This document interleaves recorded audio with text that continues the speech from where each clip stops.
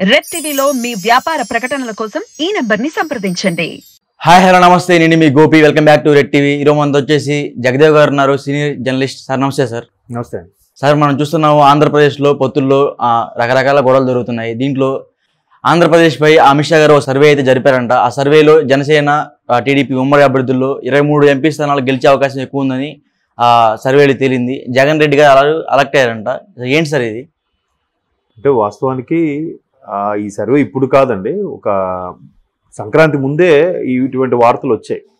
అయితే బీజేపీ అధిష్టానం ఇంకా పర్ఫెక్ట్గా వాళ్ళ పర్సనల్ టీమ్స్తోని ఇంటెలిజెన్స్ టీంతో చేయించుకొని సర్వే రిపోర్ట్స్ వచ్చాకే దిగుదాం రంగంలోకి అనుకున్నారు. బట్ చూచాయిగా అప్పటికే కొన్ని రిపోర్ట్స్, కొన్ని ఇంటెలిజెన్స్ సర్వే రిపోర్ట్స్ చెప్పినా కూడా మళ్ళీ కొన్నిసార్లు ఇప్పుడు యావరేజ్ తీసుకుంటారు కదా. ఇప్పుడు ఒకసారి 10, ఒకసారి 20, ఒకసారి 15 వచ్చినప్పుడు మూడింటికి యావరేజ్ తీస్తారు. అలాగా వాళ్ళు కూడా సర్వే పక్కాగా ఏంటి పరిస్థితి, ఎందుకు అంత వ్యతిరేకత ఉంది, ఎందుకు వైసీపీ మీద ఆ వ్యతిరేకత వచ్చింది, దానికి కారణాలు ఏంటి, అవన్నీ పాయింట్స్ లాగిన తర్వాతే ఈ సర్వే మీద కూడా నమ్మకం వచ్చిందంట వాళ్ళకి. అంటే అంత గుడ్డిగా 25 స్థానాలకి 20 వరకు టీడీపీ జనసేన కూటమికి ఎలా వచ్చేస్తాయి, అంత వ్యతిరేకత వచ్చిందా వైసీపీ మీద అనే అనుమానం వస్తుంది కదా. అంటే వాళ్ళకి ఏం తెలియదు. ఇక్కడ రాష్ట్ర పెద్దలు చెప్తూనే ఉంటారు. బట్ వాళ్ళకి 29 రాష్ట్రాల్లో ఎక్కడ ఎలా ఉంటుంది పరిస్థితి అన్నీ గుర్తుపెట్టుకోవడం కూడా కష్టమే కదా. కాబట్టి ఏంటి అని తీరా చూస్తే సర్వే రిపోర్ట్స్ మరొకసారి ఇట్లాగే కన్ఫర్మ్ అయినట్టుగా వచ్చాయి. దానికి తోడు ఆల్రెడీ చంద్రబాబు నాయుడు గారు గడిచిన 4 రోజుల కిందటే శివరాత్రి కన్నా ఒక రోజు ముందే అక్కడికి వెళ్ళారు. ఆ తర్వాత శివరాత్రి ముందు రోజు పవన్ కళ్యాణ్ గారు కూడా వెళ్ళినట్టుగా మనం వార్తల్లో చూస్తున్నాం. అంటే ఈ రిపోర్ట్స్ అన్నీ పక్కాగా వచ్చాకే బీజేపీ టీడీపీ జనసేన కూటమితో వెళ్ళాలని కూడా నిర్ణయం తీసుకుందంట. ఎట్లా తీసుకుంది? ఈ సర్వేలను బట్టే. అయితే ఈ సర్వేలో ఈసారి మళ్ళీ యావరేజ్గా చూస్తే 23 స్థానాల వరకు టీడీపీ జనసేన బీజేపీ కూటమికి వస్తున్నాయి, కేవలం 2 స్థానాలే వైసీపీకి వస్తున్నాయండి. అవును. సరే, ఈ బీజేపీ పొత్తు పెట్టుకోవడానికి దాంట్లో భాగంగా అతిశయోక్తిగా చెప్పింది అనుకుందాం కాసేపు. పోనీ ఎంత అతిశయోక్తిగా చెప్పినా పోనీ 23కి ఒక 5 తీసేయండి, 18 అయితే వస్తాయి కదా. 18 సీట్లు అంటే తక్కువేం కాదు కదా, సూపర్ కదా. ఒకవేళ పోనీ బీజేపీ టీడీపీ జనసేన కూటమి అన్ని కలిపి కూడా 20 వచ్చాయి అనుకుందాం, 20 తక్కువేం కాదుగా, బ్రహ్మాండం కదా. సో అలాగా ఒక 20 స్థానాలు ప్లస్ తెచ్చుకునేలాగా ఉంది. ఖచ్చితంగా మనకు కూడా, అంటే మీ బీజేపీ వాళ్ళకు కూడా సౌత్లో పాగా వేసే అవకాశం కనిపిస్తుంది. మరోవైపు బీజేపీ ఇప్పుడు కేంద్ర ఎన్నికల్లో 3వసారి నిలబడబోతుంది. ఒకవేళ అన్నీ అనుకున్నట్టుగా జరిగితే బీజేపీకి 3వసారి ప్రభుత్వం ఫామ్ చేస్తుంది, వరుసగా హ్యాట్రిక్. 3వసారి హ్యాట్రిక్ కొట్టిందంటే ఇంకా మరి దాన్ని విశ్వరూపం మనం బీభత్సంగా ఉంటుందని ఒక అంచనా. అంటే ఎట్లాగా ఒకవైపు కొంతమంది రకరకాల విమర్శలు చేస్తున్నా కూడా కొన్ని రకాలుగా కొన్ని మంచివి జరుగుతున్నాయని ఒక ఇది ఉంది. కొన్ని విమర్శలు, వ్యతిరేక విమర్శలు ఏంటంటే అన్నీ ప్రైవేట్ పరం చేసేస్తున్నారని, అలాగే కొన్ని రకాల ఇంటర్నల్ ఫీలింగ్స్ కల్పిస్తున్నారని, లేదంటే ఊరికే మత విద్వేషాలు రెచ్చగొడుతున్నారని కొన్ని రకరకాల ఇవి ఉన్నాయి. కానీ ఒక సైనికుల పరంగా, ఆర్మీ పరంగా ఫుల్ రైట్స్ ఇచ్చేస్తున్నారని, అలాగే కాశ్మీర్ ఆర్టికల్ 370 పరంగా రద్దు చేయబడిందని, ఇప్పుడు అది అందమైన సుందరమైన పర్యాటక కేంద్రంగా రూపాంతరం చెందబోతోంది. నెక్స్ట్ చెందింది ఇంకా ఎక్కువ క్రేజ్ రాబోతుంది. తర్వాత సర్జికల్ స్ట్రైక్స్ అని, అలాగే దాన్ని ఏమంటారు, డిమానిటైజేషను, అంటే దొంగ ఓట్లని, దొంగ నోట్లని కట్టడి చేయడం, చాలా వరకు ఇట్లా. అయితే కొన్ని మైనస్లు ఏంటంటే ప్రైవేట్ పరం చేయడం, లేదంటే స్విస్ బ్యాంకులో ఎవరైతే ఖాతాలు ఉన్నాయో వాళ్ళందరం వెనక్కి రప్పించడానికి ఇబ్బంది పడడం, లేదా విజయ్ మాల్యా లాంటి వారి వ్యక్తుల యొక్క రుణములు మాఫీలు చేయడం లాంటివి కొన్ని మైనస్లు ఉన్నాయి. సో ఓవరాల్గా మనిషికి ఎక్కడ ఇది ఉంది అనేది కొంతవరకు చూస్తున్నారు. అయితే ఇక్కడ ఇంకోటి ఏంటంటే బీజేపీలో నిక్కచ్చిగా ఒక నాయకుడితోనే నడుస్తునే పద్ధతి. కాంగ్రెస్ అలా కాదు కదా, ఒక కుటుంబ వ్యవస్థ ఉంటుంది, ఆ కుటుంబ వ్యవస్థ నడిపిస్తుంది, దాంట్లోంచే ప్రధానమంత్రులు మారుతూ ఉంటారు అనేది కూడా కాంగ్రెస్కి ఒక పెద్ద విమర్శగా ఉంటుంది. సో వీటన్నిటిని బేస్ చేసుకుని వీళ్ళు ఎలాగైనా 3వసారి హ్యాట్రిక్ కొట్టాలి, 400 సీట్ల వరకు తెచ్చుకోవాలనుకో, 400 కాకపోతే 300 తెచ్చుకోవాలిగా. 300 తెచ్చుకోవాలంటే వాళ్ళ ఒక్కరికే 300 సాధ్యమా? మిత్రపక్షాలతో కావాలి.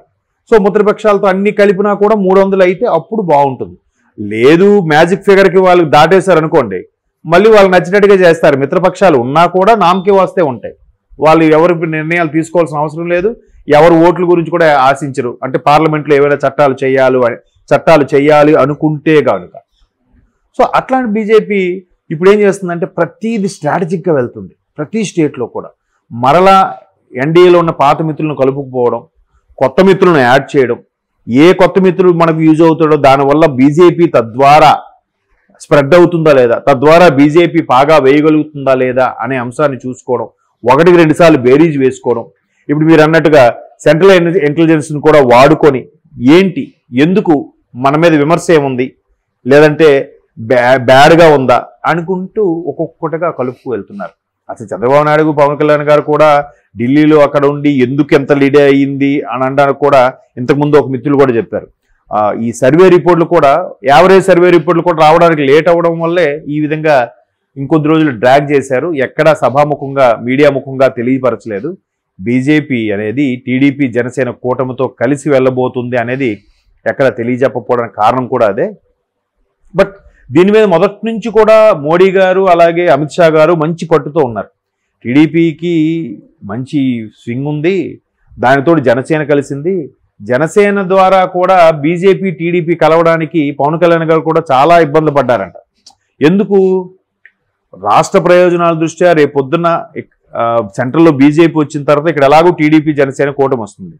మరలా 2018లో లాగా టీడీపీ బీజేపీతో గొడవపడి బయటకు వచ్చేసిన సందర్భంలో బీజేపీ మళ్ళీ పట్టించుకోలేదు అనుకోండి, ఆల్రెడీ రాష్ట్రం అప్పుల కుప్పగా తయారైంది.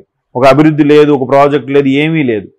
సో ఇట్లాంటివన్నీ మళ్ళీ కప్పిపుచ్చుకోవాలి, శరవేగంగా రాష్ట్రాన్ని అభివృద్ధి పరచాలి, ఎక్కడికక్కడ సెట్ చేయాలి అంటే ఖచ్చితంగా కేంద్ర సహాయం మాత్రం అవసరం. ఎందుకంటే పూర్తి విరుద్ధ పార్టీలైన కాంగ్రెస్ బీజేపీ విషయానికి వస్తేనే తెలంగాణలో రేవంత్ రెడ్డి గారు సెంట్రల్ మాకు సపోర్ట్ ఇస్తే మేము ఇంకా రాష్ట్రాన్ని బాగా పరిపాలిస్తామని చెప్పారు. వాస్తవమే కదా. ఇప్పుడు సెంటర్ అనేది ఏంటి, 29 రాష్ట్రాలకు కలిపి ఒక కేంద్రం కదా, వాళ్ళకంటూ వేరే కేంద్రం ఏం లేదు. ఈ కేంద్రం అనేది ఈ 29 రాష్ట్రాలని పరిపాలించడానికి ఉన్నదే కేంద్రం. సో ఆ కేంద్ర విధులు కరెక్ట్గా నిర్వర్తిస్తే అన్ని పార్టీల వరకు కూడా సక్రమంగా చేస్తారు వాళ్ళు. రాజకీయమే, పరిపాలనే. కాబట్టి అలాగ మరలా మనం మిత్రపక్ష కూటమిగా ఎన్డీఏలో ఉంటే, సెంట్రల్ గవర్నమెంట్లో బీజేపీ వచ్చి ఇక్కడ టీడీపీ జనసేన వచ్చిన తర్వాత ప్రతిదీ కూడా ఒక ర్యాపో ఉంటుంది, అడగడానికి బాగుంటుంది. ఒకవేళ స్పెషల్ స్టేటస్ ఇవ్వకపోయినా కానీ దాని పేరు మార్చని ఇంకో రూపంగా లబ్ధి చేయాలని చూస్తారు మిత్రపక్షాలకి. ఇప్పుడు 2 ఫ్రెండ్స్ ఉన్నారు, మీకు నేనో ఫ్రెండ్, ఇంకోరు సమ్ఎక్స్ ఫ్రెండ్.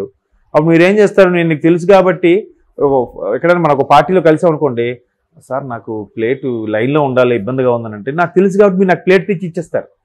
వాడు తెలియదు కాబట్టి ఇవ్వరు. అంటే ఫ్రెండ్షిప్ పరిచయం వల్ల కొంచెం ర్యాపో ఉంటుంది కదా. మరీ పూర్తి స్థాయిలో ఫేవర్ చేయకపోయినా ఓ 10% అని ఫేవర్ చేస్తారుగా, అదే కదా కావాల్సింది రాష్ట్రానికి. ఇప్పుడు ఏమీ అంత విరుద్ధ పార్టీలు అనుకున్న కాంగ్రెస్కే తెలంగాణలో ఫేవర్ చేశారు బీజేపీ వాళ్ళు. ఇప్పుడు మిత్రపక్ష కూటమయ్యాక ఇంకా బాగా చేస్తారు కదా. అందుకోసమే ఈవెన్ పవన్ కళ్యాణ్ గారు కూడా తెలంగాణలో సార్వత్రిక అసెంబ్లీ ఎన్నికలు జరిగినప్పుడు కూడా నామకే వస్తే పోటీ చేశారు. ఎందుకు? బీజేపీతో ఉన్న పొత్తుని, బీజేపీతో ఉన్న సయోధ్యని విడిపోవడానికి ఇష్టం లేక. పరిచయం ఉంటే తప్పే ఉంది, బ్యాడ్ ఎందుకు అయిపోవాలి? పరిచయం ఉంటే ఒక పెద్ద మనిషితో సరే మనకి ఎప్పుడైతే దేనికైనా ఉపయోగపడుతుంది కదా అనే కాన్సెప్ట్లో వెళ్తున్నారు పవన్ కళ్యాణ్ గారు. ఉపయోగపడతారు, రాజకీయాల్లో తప్పదు. సెంట్రల్లో ఏదో ఒక కేంద్రంలో ఏదో ఒక నేషనల్ పార్టీతో సపోర్ట్ లేకపోతే తర్వాత ఫర్దర్గా ఇబ్బంది, వాళ్ళకే ఇబ్బంది. ఇప్పుడు జగన్మోహన్ రెడ్డి గారు మ్యాక్సిమం రారు, ఒకవేళ వచ్చింది అనుకోండి ఆంధ్రప్రదేశ్, ఇటు కాంగ్రెస్తో పడక బయటకు వచ్చారు, సో కాంగ్రెస్తో పడదు. బీజేపీ ఎలాగో టీడీపీ జనసేనతో పొత్తు పెట్టుకుంది కాబట్టి బీజేపీ కూడా పడదు. ఇంకా రాష్ట్రాన్ని ఎలా నడిపిస్తాడు ఆయన?